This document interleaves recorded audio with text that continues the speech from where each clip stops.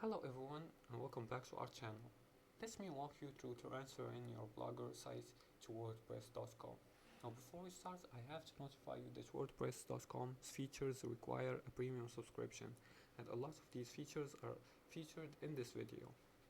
And if you want to complete this task, you're gonna need to pay for a subscription.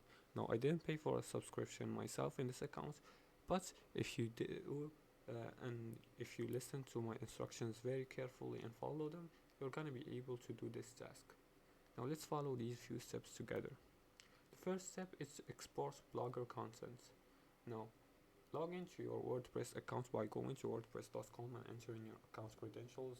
After logging in, you'll be directed to your account's dashboard. From here, go to your Blogger dashboard and go to settings and manage blog and backup contents.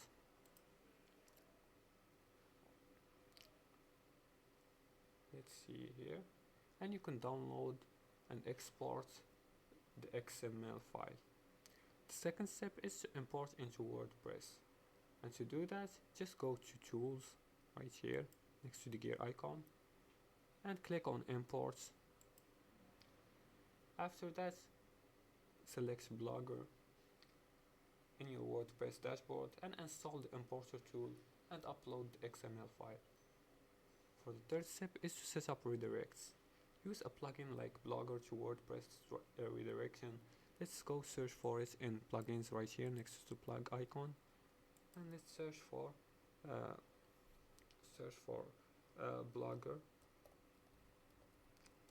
to WordPress. Let's see here. As I said before, some features require a paid subscription, and installing a plugin is one of these features. So make sure you pay for the subscription, and after that you can upgrade and activate this plugin and use it. Now after installing it, redirect all Blogger URLs to the new WordPress site to preserve SEO. As for the fourth and final step is customize your theme. And to do that, install and activate a WordPress theme by going to Themes, Pages and Themes, like Appearances, and go to Themes right here, and customize it to align with your brand.